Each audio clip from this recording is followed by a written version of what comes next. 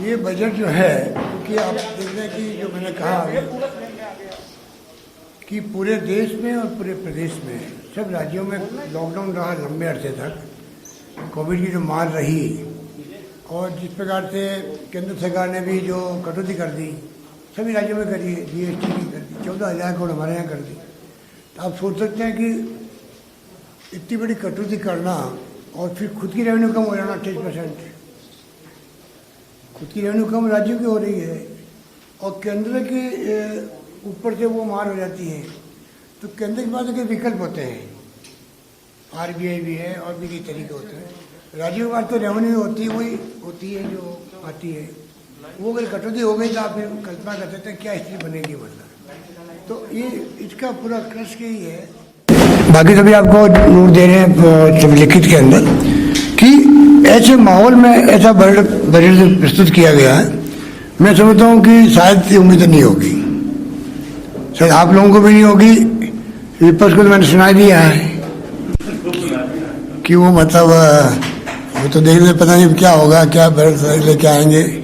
मैं समझता हूँ जो कोशिश की गई अच्छा वित्तीय प्रबंधन से ये स्थिति इसलिए बनी कि अच्छा वित्तीय प्रबंधन का परिणाम है कि ऐसी स्थितियों के बावजूद भी ऐसा बजट आया जो कि जन कल्याणकारी बजट है। एक सेक्टर को छोड़ा नहीं हमने, किसान को भी, मजदूर को भी, विशेष योग्यजन को भी, हर क्षेत्र में हम लोगों ने मैं समझता हूँ कि राहत देने का प्रयास किया। और टैक्स लगाए नहीं है, ऊपर से टैक्स लगाना बड़ी बात है। अरे 2% हमने कम किया पेट्रोल डीजल का, आज कम किया, कल बढ़ गया केंद्र का। तुम्हारा कम किया है तो पता नहीं पड़ा लोगों को। हमने जो कम किया था उसका एक पब्लिक और डिस्कशन भी होता है, भाई 2% 1,000 करोड़ रुपये कम हुए हमारे। तो 1,000 करोड़ का राजस्व से कम होना ऐसे वक्त में, हम जानते हो कि क्या स्थिति रही होगी। फिर भी हमने कहा कि एक पब्लिक में एक भावना है, भाई बहुत ज़्यादा प्राइस बढ़े हुए हैं। उदाहरण देते वो हरियाणा का उदाहरण देते हमेशा। हरियाणा का राजस्थान में सारे फर्क है, वो नई बात नहीं है। कुछ एक्स्ट्रा जो बॉर्डर के लोग हैं वहाँ बढ़ाते होंगे तेल वेल, पर बाय एंड लार्ज हमारा जो अप्रोच है उससे हमें लाभ है। और आज भी आप अगर सोनिया गांधी जी ने जो पत्र लिखा है प्राइम मिनिस्टर को, तो उन्होंने उनकी दर्जा बढ़ा दी है कि क्या आप देश को लूट रहे हो जिस रूप में।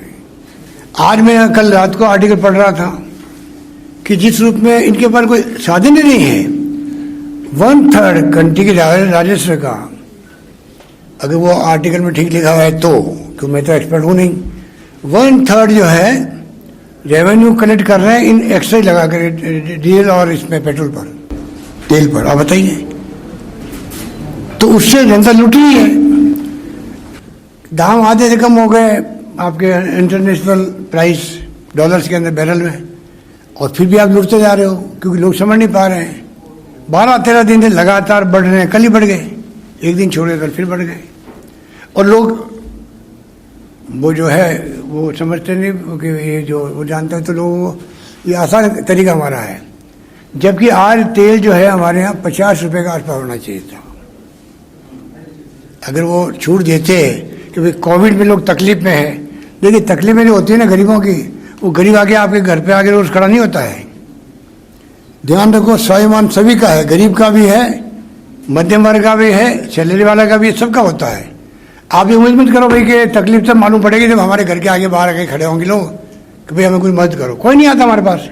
तब भी हमने 3,500 हज़ार रुपये दिए 3 किस्तों के अंदर, 2,000 रुपये और दे रहे हम लोग। इसलिए वो ऐसे लोग डेस्टिट्यूट लोग हैं, वो नहीं आके गए हम लोगों को सब की CM हाउस के आगे भीड़ लगी हुई बाहर आकर के। ये बातें सरकार जो चलाते हैं उनको खुद को समझनी पड़ेगी कि भाई कि हालात क्या है देश के अंदर।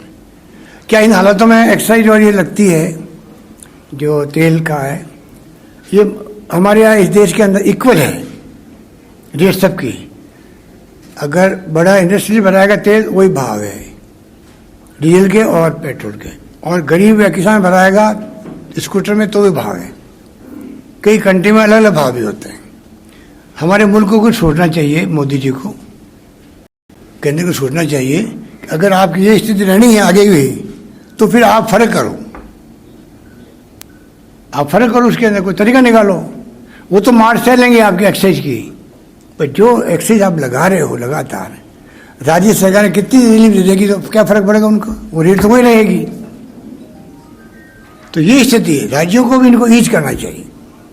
मोदी जी की गवर्नमेंट को चाहिए राज्यों को भी कोविड के अंदर मार खाली वो 14,000 करोड़ की नहीं पड़ी है, रेवेन्यू की पड़ गई है। और रेवेन्यू के अलावा जो हालात बने हैं पूरे कंट्री में, उसकी पड़ती मार अलग से पड़ती है। ये जो महंगाई बढ़ती जा रही है और एक्सेस बढ़ती जा रही है इसमें पेट्रोल डीजल में, तो इनडायरेक्ट में मार तो पब्लिक को पड़ती है, और पब्लिक पड़ती है तो उसका असर पड़ता है सरकार में पड़ता है, रेवेन्यू में पड़ता है। बात तो वही है घूम करके। तो मोटे तौर से मैं समझता हूँ कि बहुत कोशिश की गई है और अच्छा बजट पेश हुआ है। सर, बिना कोई कर लगाए कैसे धरातल पर उतरेगा, क्योंकि केंद्र से भी कोई मदद नहीं। धरातल में हमने जो एस्टिमेट पेश किया है तो कोई ऐसे थोड़ी किया है। जो बजट एस्टिमेट बनते हैं वो सोच समझ के बनते हैं, सोच समझ के बनाए हमने। पहले भी हमने मेरे ख्याल से 86% हमने पूरा किया है कोविड के बावजूद भी। बजट की घोषणाओं को 50% करना कहीं कम बात है क्या? वो तो अगर डॉक्यूमेंट अखबार में है छपा हुआ हमारा घोषणा पत्र है। अगर 50% दावा हम कर रहे हैं तो कुछ सोच के कर रहे होंगे।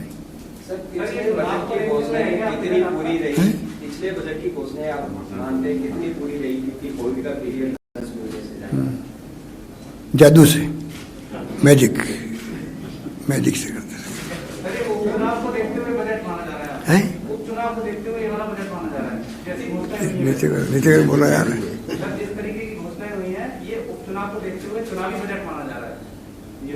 उपचुनाव नहीं, मध्य प्रदेश चुनाव की बात लोग कर रहे हैं, विपक्ष वाले। आप उपचुनाव की बात कर रहे हो। अभी हमारे अध्यक्ष जी को क्या कहा नीचे, उन्होंने बोलो बीजेपी के एमएलए कह रहे थे क्या मध्यावधि चुनाव हो रहेंगे, हम तो सोच ही नहीं सकते ऐसा बजट आएगा। मैंने कहा बोलोगे क्या? बोले पिछली गली से निकल जाएंगे हमारे। क्या नहीं बोलेंगे, पीछे गली से निकल जाएंगे। ये कमेंट नेताओं के हो रहे हैं उनके। तो पीछे की गली से निकालने वाली स्थिति पैदा हो गई उनकी, तो आप सोच सकते हो ना। मध्य चुनाव होंगे, 5 साल सरकार चलेगी, बल्कि अगली बार सरकार वापस कांग्रेस ही बनाएगी।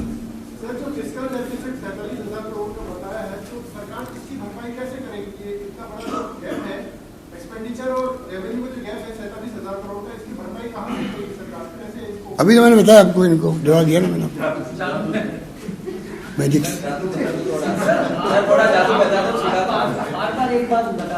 अभी मैंने जो जुड़वाया है, ये जो वो है ना, क्या वो भाट और क्या कहते हैं, गाड़े लोहार भाट आर जो जुड़वा ना, तो मैंने इनको कहा भैया एक मदारी भी जोड़ दो।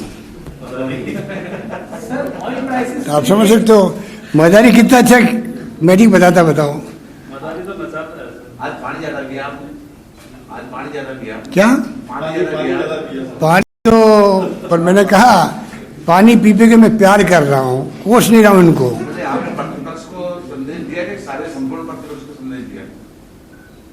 ये क्या होता है? बजट तो बहुत अच्छा है, बिल्कुल महसूस हो रहा है, लेकिन सवाल है कैसे पूरा होगा। थोड़ा सा वित्तीय प्रबंधन करके भाई लीकेज नहीं हो, रेवेन्यू पूरी आए आपके। आधा काम उससे हो जाता, माइनिंग है, ये आपका वेट वाला विभाग, सेल टैक्स पहले था, नाम बदल गया जीएसटी का। अगर ढंग से मैनेज करो, लीकेज नहीं होने दो, पूरा वसूल करो, तो आपको प्रबंधन हो जाता है। अभी हो ना प्रबंधन। देखिए आप ये जो बजट पेश किया उसके पहले एस्टिमेट जारी किया हम लोगों ने, और जो पिछला बजट भी हमने जो 86% पूरा किया है, तो लॉकडाउन के बावजूद किया है ना। मतलब कर्जा भी लेना पड़ेगा, सब बड़ा कर्जा भी लेना पड़ेगा वर्ल्ड बैंक से। और वो तो जो भारत सरकार ने पहले 3% था, अब छूट दिए 4% की, वो सब राज्यों के लिए है, वो तो लेना ही पड़ेगा। वो तो कर सर मैं पूछना चाह रहा था, आपने घोषणा की है, लेकिन एक समस्या है कि लास्ट टाइम भी आपने भर्तियों की घोषणा की, इस बार भी 50,000 भर्तियों की घोषणा की है, लेकिन सारी भर्तियां कोर्ट में जाकर अटक रही है। तो देखो सब ने बात सुनिए, पिछली गवर्नमेंट की भर्तियाँ थी ना, वो कोर्ट से अटकी हुई थी, उनको हमने काफ़ी हल किया है। हमने काफ़ी नौकरियों में डीओपी से बात करके उसके नियम कायदे भी संशोधित भी करवाएं, जिससे कि ये भर्तियाँ अटके नहीं। हमारा पूरा फोकस इसके ऊपर है। परंतु एक बात भी फैक्ट है, 50,000 भर्तियों की हमने घोषणा करी अभी वापस। मेरे ख्याल 80,000 ज़्यादा लग चुकी है पहले की। पर आप मुझे बताइए 50,000 से काम चल सकता है क्या?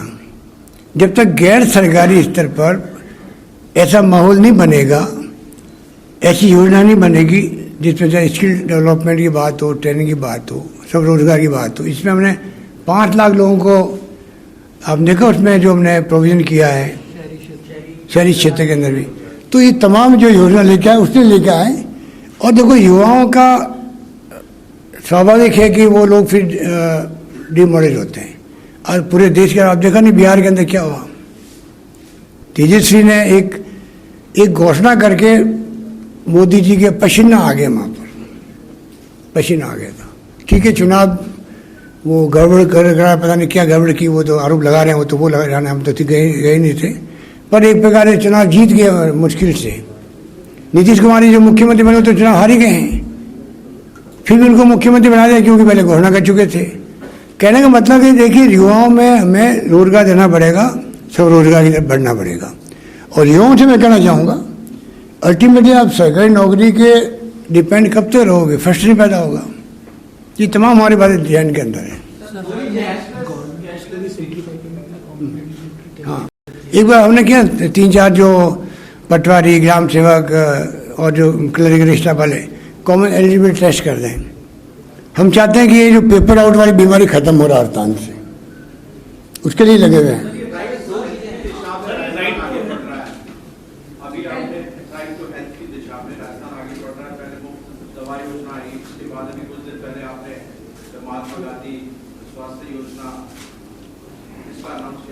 अब ये 5 लाख रुपए तक का बाकी जो परिवार है, 1/3 परिवार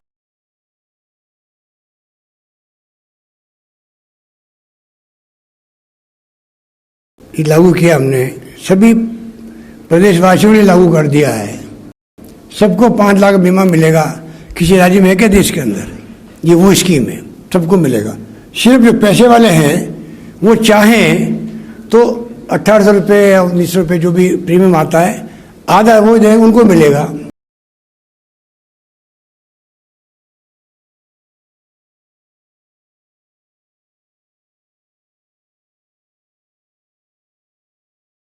जो डेट होगी। अगर वो पैसा नहीं भरते तो अगर जैसे आपने कहा कि कुछ लोग पैसा भर सकते हैं, कुछ पैसा भर दे सकते हैं, और अगर नहीं भरे तो भी सबको मिलेगा। तो यूनिवर्सल सबको मिलेगा। उसमें आपका खाली बच्चों मैंने लिखा उसके अंदर कि जो जो जो पैसा जो भरने वाले इनकम टैक्स वाले मान लो जो कवर कहीं नहीं हो रहे, ना NFSA में हो रहे हैं ना SE इस चीज़ में हो रहे हैं। उसके अलावा हमने संविदा कर्मियों को, मार्जिनल किसानों को, लघु सीमांत उनको सबको किया, उनको छोड़ दो।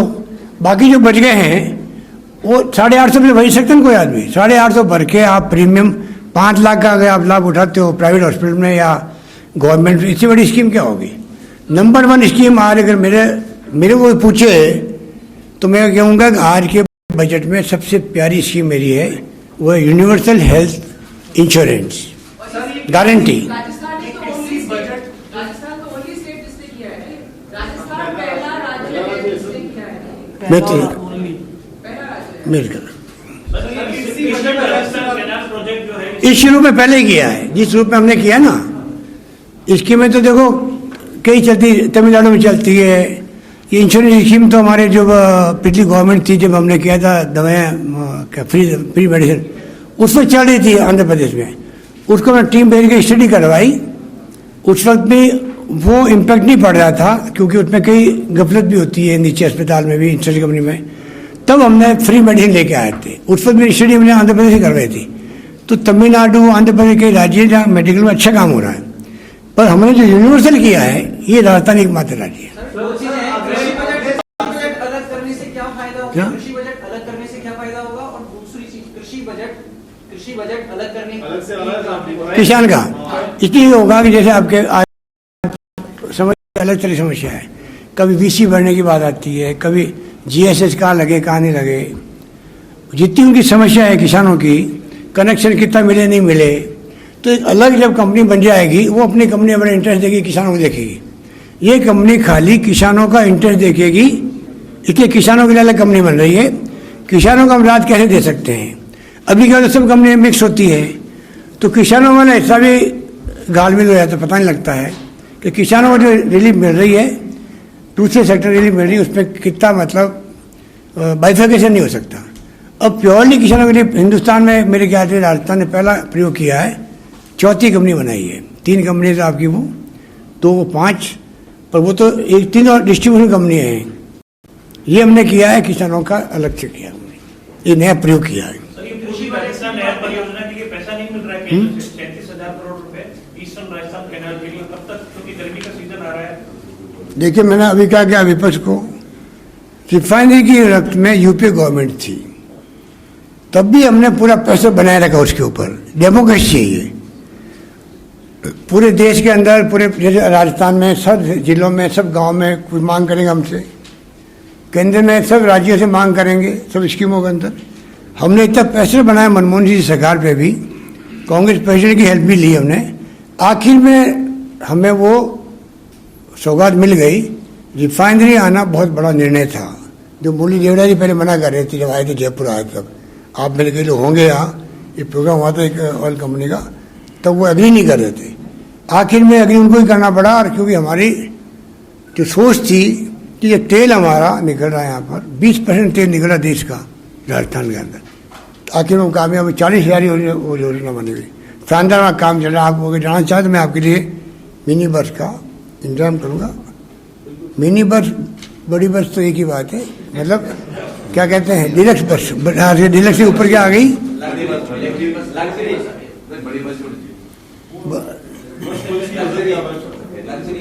क्या लग्जरी बस, लग्जरी कर। कर्मचारियों को 15 दिन का डेफर्ड वेतन आप लोग वापस देंगे, तो क्या इसको क्या? कोप करने की कंडीशन है क्या? इसका राज्य कर्मचारियों का जो डेफर किया था 15 दिन का, दे रहे हैं वापस। वो वापस देंगे, तो उसकी स्थिति आ गई है क्या कि हम यार बार बार क्यों कर रहे हो, मैजिक है भैया, समझा करो बात। लाला कर रहे हो तुम। एग्रीकल्चर बजट, हाँ, हाँ। सर्च एरिया बनाना है, सर्च एरिया बनाना है। जो हमने किया फैसले वो इसीलिए किया जिससे कि सेक्टर में इतना गुंजाइश है। आज 3 के लिए ठंड में बैठे हुए किसान हैं, संवेदनहीनता की पराकाष्ठा सरकार की है। सरकारें कभी जिद करती है क्या? हमारे यहाँ परसों बैठ के महासंघ वाले वो हमारा नौजवान साथी, क्या नाम यादव का, उपेंद्र यादव, बैठ गए उपेंद्र यादव जी, पर हमने उनकी भावनाओं का आदर तो क्या नहीं किया गया। यही डेमोक्रेसी है। डेमोक्रेसी ये नहीं कि आप असहमति व्यक्त करो, आलोचना अगर सरकार की, तो आप राष्ट्रद्रोही हो, देशद्रोही हो। जो आप पत्रकार बंधु जेल में जा रहे हैं, क्या बीतती होगी उनके ऊपर, लड़का लड़की पर, नौजवान लोगों को आप जेल में बंद कर रहे हो। क्या हो रहा है देश के अंदर, वो मैं अगर उसमें शुरू कर दिया, पता नहीं मैं भी कहाँ चला जाऊंगा।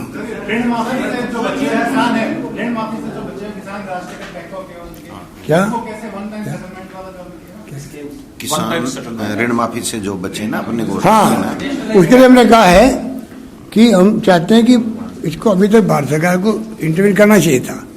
अगर मनमोहन सिंह सरकार 72,000 करोड़ माफ कर सकती है, तो हम उम्मीद करते थे कि प्रधानमंत्री पूरे देश का एक बार वो भी माफ करेंगे, क्योंकि स्थिति इनकी बहुत खराब होती किसानों की। हमें भी जवाब नहीं दिया उन्होंने, छोड़िए माफ करना तो, पर कम से कम मैं तो अभी प्रधानमंत्री जी को उस दिन कहने वाला था नीति आयोग की बैठक में, तो वो टाइम बहुत कम था। मैं कहने वाला था भाई, आर्थिक परंपरा रही है 40 साल से, मैं देख रहा हूँ पार्लियामेंट में, कि कोई लेटर एमएलए लिख देता है राज्य का, तब भी केंद्रीय मंत्री या प्राइम मिनिस्टर उसको जवाब देते पहले 3 लाइन का 7 दिन में। आपका पत्र इस कार मिला, मैं दिखवा रहा हूँ, I am looking into it, I will revert back. वो बोलते हैं, लिखते हैं, और महीना भर लगता है, 20 दिन लगते हैं, 1.5 महीना लग सकता है, पूरा जाएगा, 1 पेज पूरा लिखा जाएगा कि भाई आपका ये था, पर इस पर आपको प्रसन्नता होगी, ये काम होगा इस पर, या आपको मैं नहीं कर पा रहा हूँ क्योंकि इसमें दिक्कत आ रही है, जवाब जाता है। आज लेटर लिखते हैं यहाँ से चीफ मिनिस्टर प्राइम मिनिस्टर को, क्या मतलब उनको मतलब वो जवाब एक्नॉलेजमेंट आया तो अलग बात है, पर जो जवाब प्रॉपर आना चाहिए वो तो आना चाहिए ना। आज हमने कहा उनको याद दिलाया वादा उनको, मैंने कहा उसी मीटिंग में, आपको वादा हम याद दिला रहे हैं, आपको वादा अपना पूरा करना है। इसके कई मायने होते हैं इसके, कहने का मतलब कि ये स्थिति ठीक नहीं है। सर संविदा कर्मियों के लिए आपने बड़ी घोषणा की है, संविदा कर्मियों के लिए बड़ी घोषणा की है सर। अभी कुछ डिपार्टमेंट ने इसके पहले क्या क्वेश्चन था? नहीं, सर मेरा क्वेश्चन दूसरा है। मैं समझ गया हूं। तो मैं पहले वाला क्वेश्चन पूछूं, क्या question? Sir one time settlement पूछ रहे थे, तो आपने ही बताया था कि गवर्नमेंट ऑफ इंडिया ने अभी हमारे जवाब नहीं दिया, हम वन टाइम सेटलमेंट कैसे कराएंगे? हाँ, वो मैं पहले उसका वापस जवाब देता हूँ, 1 मिनट में। उसमें हमने ये तय किया है कि बैंकों के जो इनके बोर्ड होते हैं उनके हम संपर्क में हैं। हम चाहते हैं कि जो वन टाइम सेटलमेंट आप इंडस्ट्री का भी करते हो, 90% छोड़ते हो उनका पैसा। अगर 10 करोड़ भी है उनका, 20 करोड़ 25 करोड़ भी है, तो 90% का सेटलमेंट कर लेते हो आप लोग। उस सेटलमेंट की स्कीमें हैं, तो क्या आप किसान के लिए नहीं कर सकते क्या? तो हम उनसे बातचीत कर रहे हैं, हम चाहेंगे कि तो भी हम उनका पैसा चुकाना चाहते हैं हम लोग, इसलिए बोल रहे। अब बताओ आप। सर संविदा कर्मियों को कुछ डिपार्टमेंट हटाकर उन्हें जॉब बेसिस पे ले रहे हैं। मतलब एक तरफ तो संविदा कर्मी के लिए हम घोषणा वगैरह कर रहे हैं और एक तरफ ये भी हो रहा है। ऐसे कुछ डिपार्टमेंट है जिन्होंने उनको हटाकर जॉब बेसिस पे लिया है संविदा कर्मी। वो ले नहीं सकते ना कोई, बगैर प्रोसेस के। तो आप किसी को चाहे तो नहीं ले सकते हो। हमने क्या किया है कि अटेम्प्ट कर रहे हैं संविदा कर्मियों का अलग कैडर बना दे, डिपार्टमेंट वाइज कैडर बन जाएगा। तो जब कभी नौकरी निकलेगी वहां पर, तो उनको उनका प्रोसेस में प्रायोरिटी मिल जाएगी। उसको दिखवा रहे हैं, ठीक है। नमस्कार, मैं हूं संदीप चौधरी। अगर आपको ये वीडियो पसंद आया हो तो इसे लाइक और शेयर जरूर करें, और हाँ, हमें सब्सक्राइब और फॉलो करना ना भूलें, ताकि आप देश और दुनिया की कोई खबर मिस ना करें। तो जुड़िए हमारे साथ और देखते रहिए News 24।